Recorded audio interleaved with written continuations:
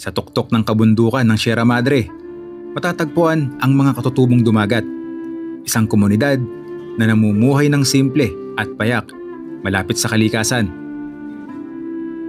Umaasa sila sa bundok, ilog, at lupa para sa kanilang pang-araw-araw na buhay. At sa paglipas ng panahon, pinipili pa rin nilang panatilihin ang kanilang tradisyon at kaugalian.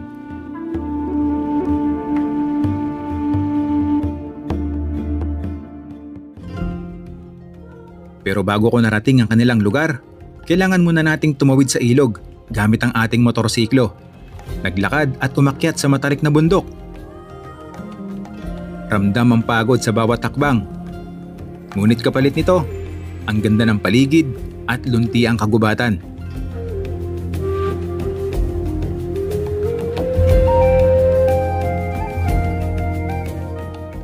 Hanggang narating ko rin ang tribo ng mga dumagat.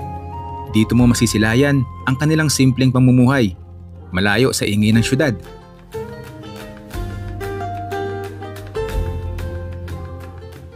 Pinuntahan din namin ang isang magandang spot nila dito. At habang papunta pa lang sa aming destinasyon, sasalubungin ka na ng tanawin ng ilog na dumadaloy sa gitna ng kagubatan. Ang malinaw na tubig, malalaking bato, at lunti ang paligid, ang nagbibigay ng kakaibang ganda at katahimikan sa lugar na ito.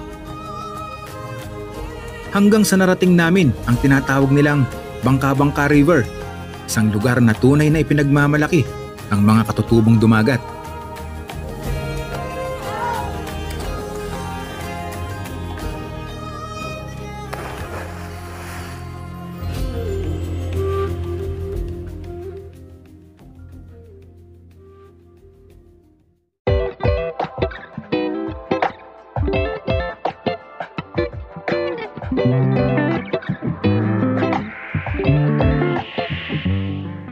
Good morning guys! Dito na tayo nakapag-overnight stay sa bayan po ng San Miguel, Bulacan. Dito sa Iñoto Inn. Located po sa Tartaro, San Miguel. Malapit lang dun sa may pinaka-arko nila. Okay naman yung natuluyan natin dito sa Iñoto Inn. Maayos yung room nila, gaya ng mga natutuluyan natin sa iba't ibang probinsya nating nabibisita. Air condition dito, may TV, ayos din yung CR nila, malakas yung tubig. Yan guys. Meron pa tayong hugasan dito ng mga pinagkainan natin. Pwede tayong maghilamos. 1,250 po yung binayaran natin dito for 24 hours. Tingnan natin kung hanggang ilang araw tayo mag-stay dito habang kino-cover natin yung vlog natin sa DRT. So tara at simulan na natin to dahil kailangan na nating makakit agad ng bundok dahil ngayon sa panahon natin tuwing hapon umuulan. Let's go! Kaya mula sa San Miguel, Bulacan, muling tinahak ko ang daan papunta sa Sitio Kalumpit, Kalawakan, DRT, Bulacan. Dinaanan ko ulit ang mga ginagawang kalsada at tumawid sa ilog para makalipat sa kabilang barangay.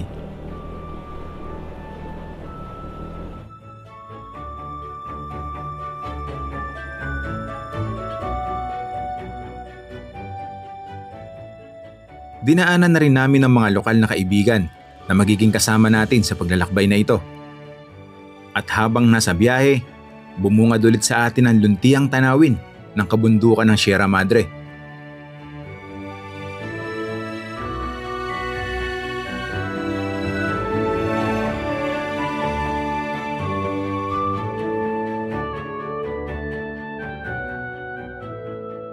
Narating na rin namin ang lugar kung saan kailangan ulit nating makatawid ng ilog. Mas challenging ang pagdaan dito dahil may kataasan ng tubig at maraming malalaking bato.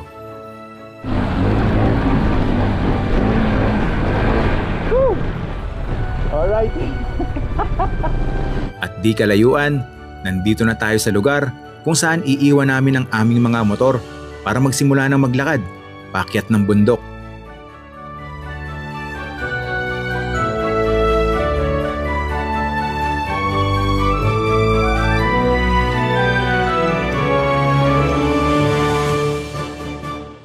Okay, iniwan na namin yung mga motor namin doon.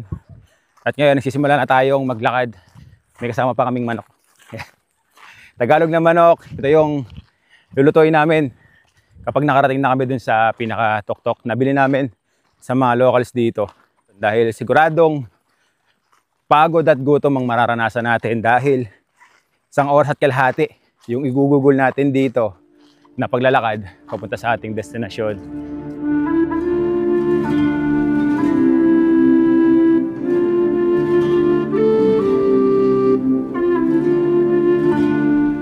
So entrada pa lang ng trekking natin ahon na to. Ito na yung nilalakaran natin. Sa mga oras na to, mga alas 10 na ng umaga. Pero hindi natin masyadong ramdam pa yung init ng panahon at medyo makulimlim din ang langit.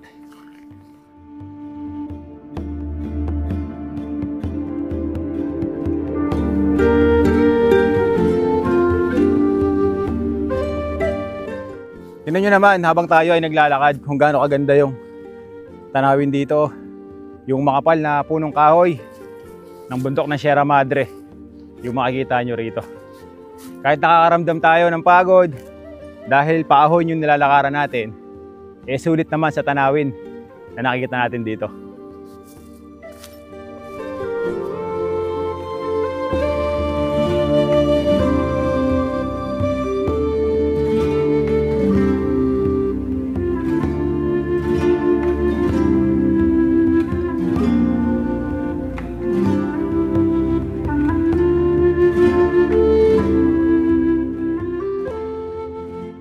Meron tayong dinadaanan dito ngayon, mga kawayan.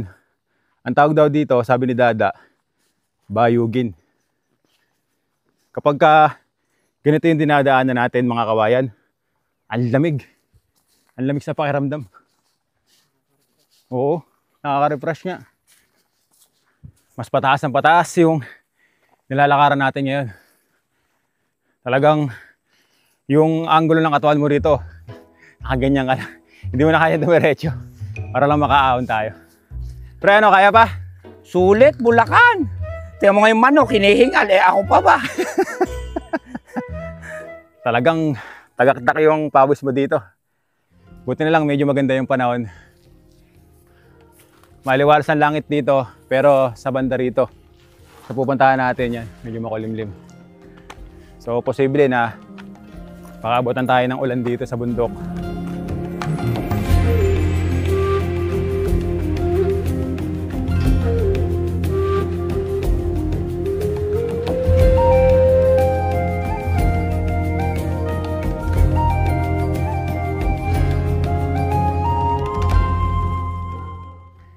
Pre, tignan mo yung sa likod mo. Ang ganda ng view.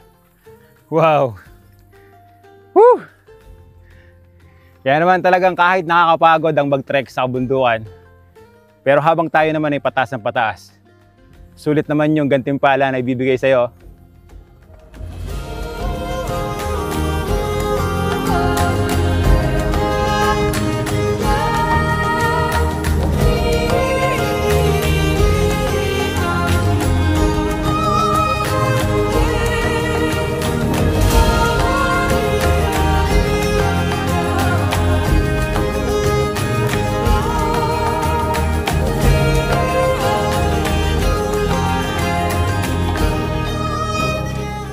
Ito si Sam, yung kasama natin na isa, inintay tayo dito.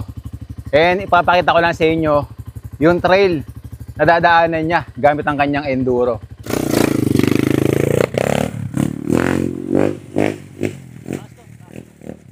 Grabe, solid oh. Napamangha talaga ako kay Sam kung paano niya dalhin yung enduro niya dito sa bundok. Dahil tingnan nyo yung mga bato na dinaanan niya. Ang tutulis. May mga tipak-tipak pa sa gilid. At tingnan nyo naman, napakaliit lang nung dadaanan ng gulong niya. And matarik. Sabi ng mga kasamahan natin na ito na yung pinakalas na mataas o matarik na trail na ating lalakaran. Then pagkatapos nito, medyo banayad na raw yung magiging paglakad natin.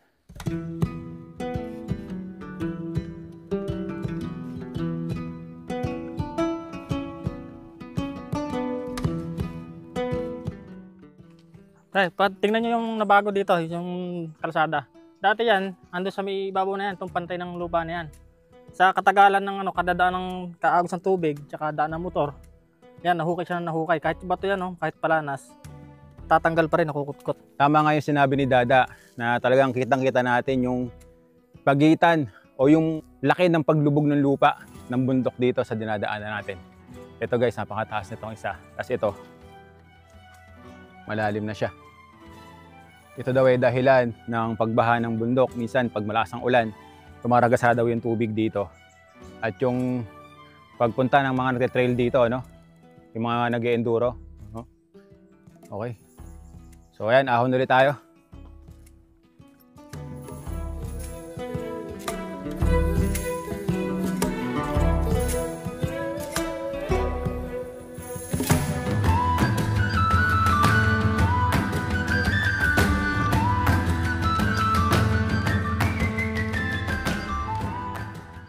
Pre, malayo, tingin mo dyan ah. Ano ba tinatanong mo?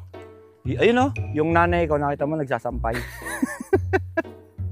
Nakikita mo pa dyan sa layo na yan? Oo, kitang-kita ko yung nanay ko, yun oh. Malapit ka talaga. Pre, tapos na tayong dumaan sa 3 matatarik na kalsada. Ngayon, patag tayo at papalapit na tayo sa bahay ng mga tribo dito, ng mga dumagat. Ayun. So, hindi lang pala yung spot na pupuntahan natin dito yung ating makikita. Pati pala yung mga tribo ng kapatid nating mga katutubong dumagat. Yun, ayos. Patag na yung dinadaanan natin. At dito guys, tingnan nyo naman. Merong open area. At ganito kaganda yung view na makikita natin dito. Woo! Yung pagod, yung hingal na ating nararanasan sa ginagawa nating paglalakad. Guys, ito naman yung kapalit. Makapigil hiningang tanawin ng kabundukan ng Sierra Madre ang nag-iintay sa inyo sa taas.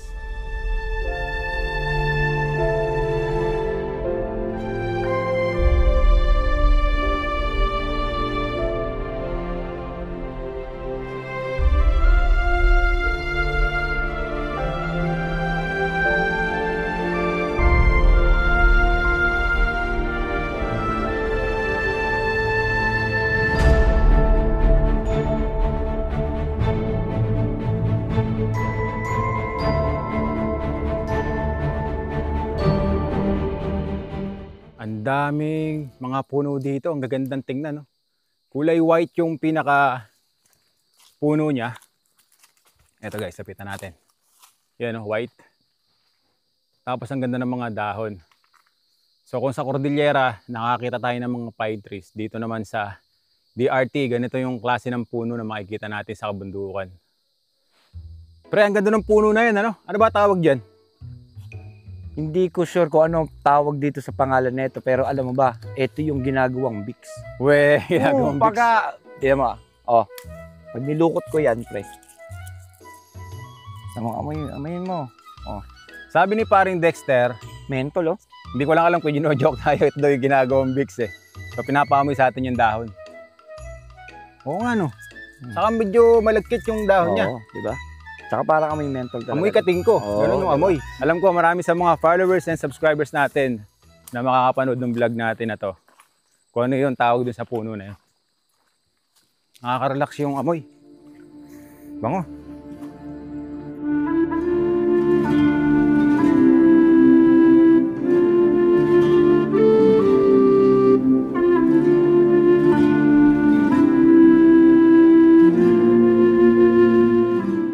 Meron na akong nakikita rito na kabahayan.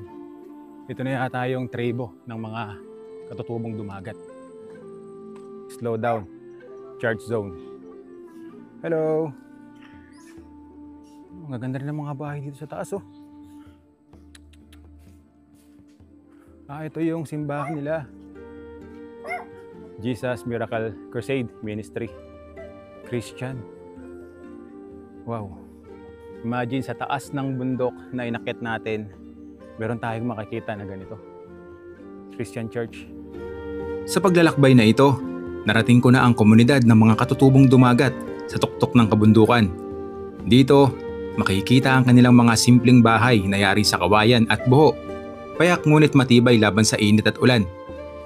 Meron na tayong nakikita rito na iilang bahay ng mga katutubong dumagat. Ito yung isa. Then meron pa ditong dalawa. And mula dito, meron akong natatanaw na isang bahay doon. At ang sabi nila, diyan daw nagtitipon yung mga kapatid nating katutubong dumagat. Silipin natin.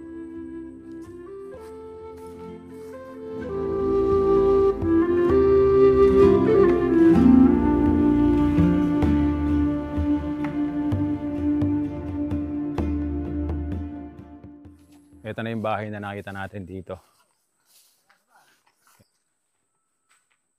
Ang kagandahan dito, talagang ano na, yung bubong niya, yero na.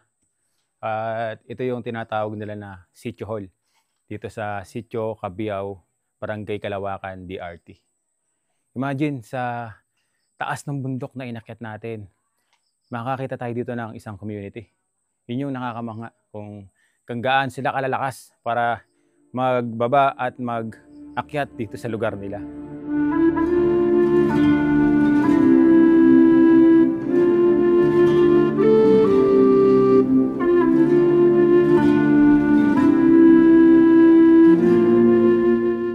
Meron pa ako nakikita dito na isang open na bahay na kung saan meron mga dumagat doon. Tara, puntahan natin.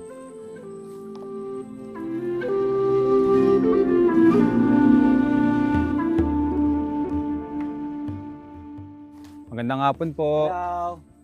Kamusta po?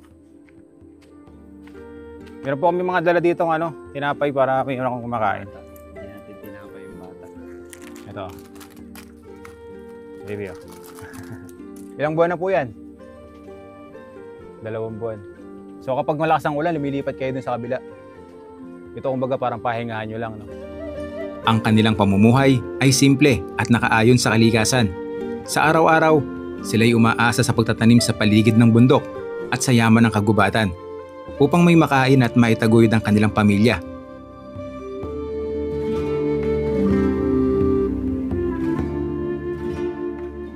Ito ho ang aming pinauunlad po, yung mga saging. Saka nagtatanim din po kami nitong mga kamuting kahoy. Kamuting kahoy. Ito nga marami na rin silang mga pananim na kamuting kahoy dito. Kung sa rehiyon ng Cordillera, nakakita tayo ng taniman doon sa bundok din na ginagawa nilang rice terraces dito. Yan mismo, yung pinakapatag na part ng bundok, dito sila nagtatanim ng palay. Sir, anong klaseng palay o bigas po itong tinatanim ninyo? Ito ho kasi malalaki ang butil nito na ang pinakang-uhay ho nito, yung uhay na diretsong ganyan, dikit-dikit ho yung kanyang butil. Hindi ho siya kagaya ng palay na iba na isa-isa lang ang butil niya. Siya ho, dikit-dikit. Dikit-dikit. Opo. Kaya ho kung tawagin ito tinarlak. Tinarlak. Pero sa ibang tawag naman ho, manumbalay. Nagagawa nila ng paraan kung paano mag-survive dito sa taas ng bundok. Nakakapagtanim sila ng saging, ng kamuting kahoy, ng palay, at iba't ibang klaseng pwede nilang kainin sa oras na sila ay magutom. So sir, dito po, ano po yung talagang hanap buhay ninyo na pinagkakakitaan dito sa bundok? Dati ho kasi noon, yantok. Yantok po ang talagang pinakang kuha na ho namin. Yan ang pinakang pangunahin ng aming pinagkakitahan, yantok. Ngayon po?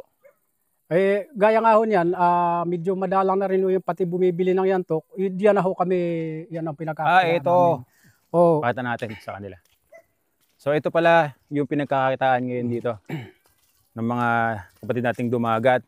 Ito po yung tinatawag na Bukawi po. bukawi. Opo. Isang ganitong tiklis ng bukawi. Magkano nyo po na ibebenta yun sa baba?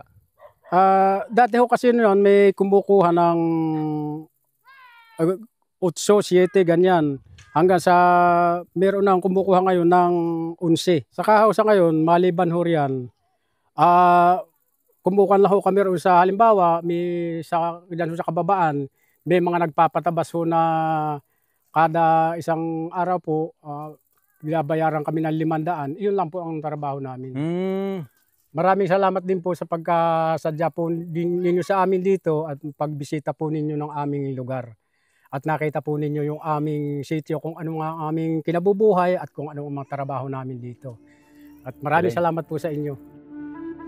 Malayo sa abala ng syudad. Namumuhay sila ng tahimik, kontento, at may matibay na ugnayan sa isa't isa at sa kalikasan. Isang paalala na may mga komunidad pa ring nananatiling malapit sa tradisyon at likas yaman na bumubuhay sa kanila.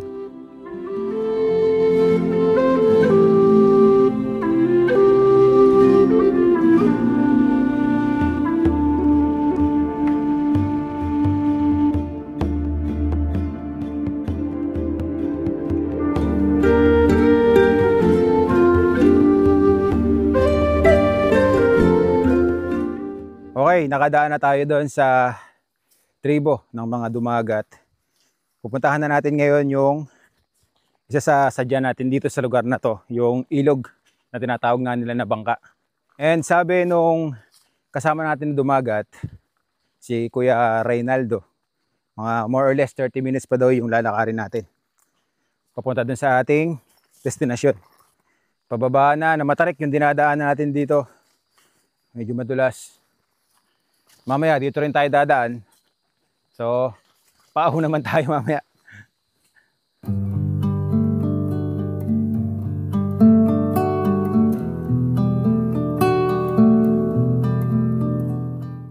Wow! Tingnan nyo naman.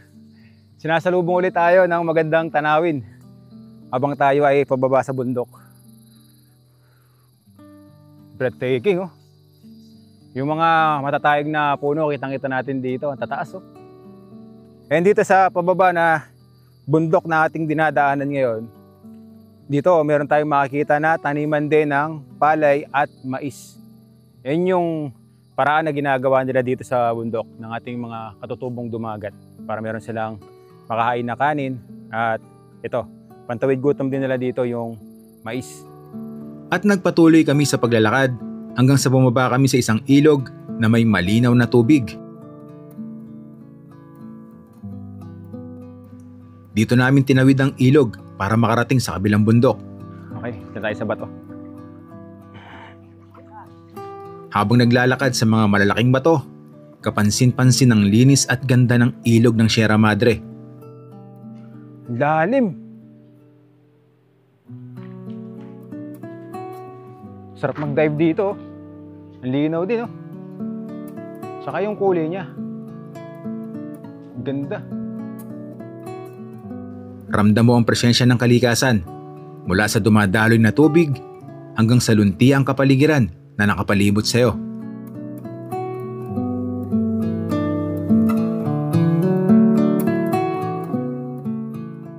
Dito pa lang sa tubig na nilalakaran natin ngayon, pwede ka na magtampasaw talaga. Ngayon ay medyo nararamdaman na natin yung init ng araw dahil 2:00 na. Pero din tayo dito nakikita ng mga isda. Yun daw yung tinatawag nila na biyang bato. Yun, hindi ko lang alam kung nakikita sa camera natin. Talagang enjoy na enjoy ako sa ginagawa nating paggalugad sa kabundukan ng Sierra Madre. Dito sa kabila. Yeah. Tarik, ingat. Woo! Tingnan ninyo kung gaano kalapad yung bato. Para siyang sementadong kalsada. Yung dinadaanan natin dito. Tapos rumaragasa yung tubig sa ilog. So, misula siyang maliit na waterfalls. Lakas. Yeah.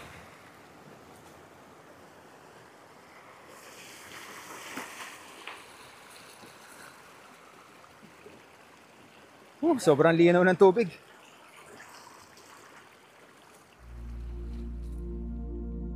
Bago namin marating ang lugar na pupuntahan, dinaanan muna namin ang ilog na ito sa gitna ng kabundukan.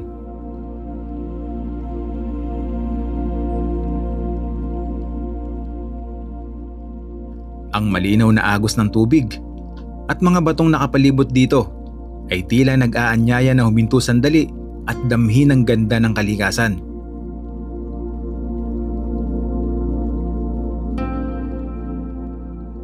Sa bawat paghinga, ramdam mo ang preskong hangin, ang katahimikan ng paligid, at ang likas na ganda ng kagubatan na bumabalot sa lugar na ito. Habang tinatahak namin ang batuhan at tumatawid sa agos ng ilog, kitang-kita ang likas na ganda ng Sierra Madre. Ang tubig na dumadaloy ay nagsisilbing buhay para sa lahat ng bagay na nakapaligid dito. Dito mo tunay na mararamdaman ang payapang ugnayan ng tao at kalikasan, isang tanawin na bibihira nang makita sa panahon ngayon.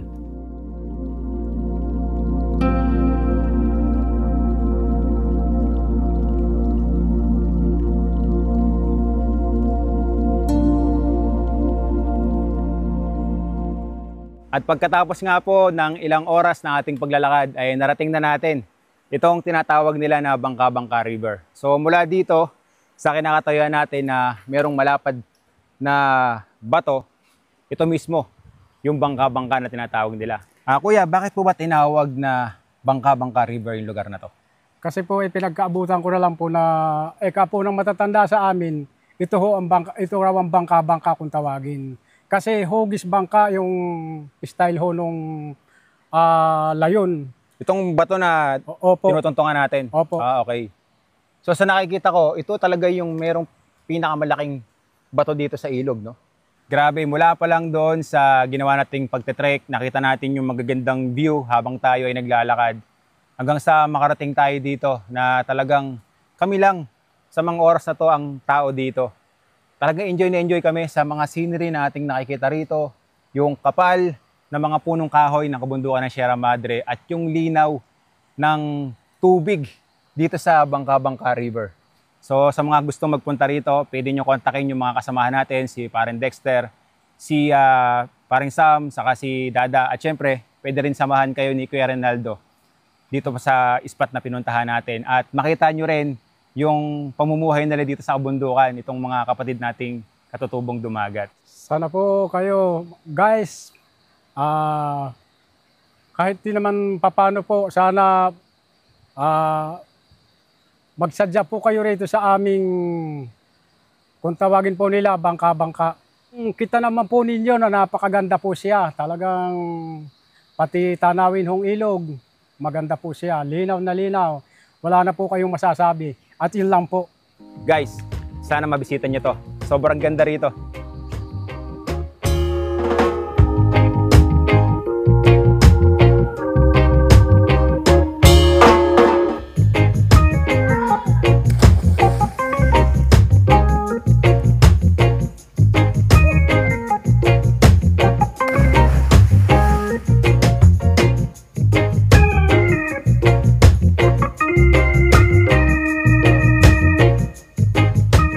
Nakapagsaing na tayo, iniintay na lang nating mainin.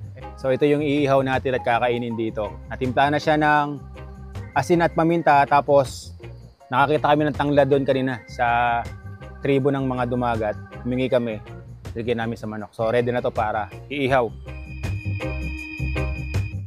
Malapit nang maluto yung manok, kaya kukuha na tayo ng kanin. Lalagyan natin dito sa dahon. Guys, tingnan nyo yung dahon na ginagamit natin na pinagpapatungan ng kanin. Ang galing. Dahil wala nga kaming makita rito na dahon ng saging. Ito yung kinuha ng kasamahan natin na katutubong dumagat. Kuya, ano po ba pangalan nitong dahon na to? Yan o ang kung tawagin nila, yung binonga. Binonga. Opo, at yan po ang kainan pa ho, yan ng aming mga matatanda na sa ngayon ay wala na sila't nangagsipanaw na. Kaya naman, yan ang kinuha ko dahil yan ang mana namin sa ninuno. Yun. Dahil wala nga tayong gamit na sandok, gumawa siya. Tinabas niya yung kahoy at kinorte na para sandok para makakuha tayo ng kanin. Pre, okay na yung manok natin? Okay na. Yun! Sa wakas! After 1 hour and a half, kakain na kami. Nice! Yan na yung manok natin. Tagal-tagal din tayo naghintay. Talagang nakaramdam kami ng gutom. Galing pa Ilocos. Galing pa Ilocos. Nice one. Alright guys, luto na yung aming inihaw na manok. Lambot oh. Tagalog na inihaw na manok. Solid. Bango. Sarap. Parang pinaghalong mang inasal na unbox na may pagka-baliwag eh, no? May pagka-Jollibee. Solid. Jollibee inihaw mo na. Katapos ng nakapagod na pagtitrek, ito yung pinaka-the best. Kasama natin yung mga kaibigan natin. Habang magkakasama tayong kumakain dito. Palaban yung manok. At dito nagtatapos ang isa na namang paglalakbay. Sa gitna ng kalikasan at kasama ang mga kaibigan. Natutunan natin na ang tunay na yaman ay nasa ganda ng paligid at sa mga taong nakikilala natin sa bawat hakbang ng ating adventure. Maraming salamat sa pagsama. Hanggang sa muli.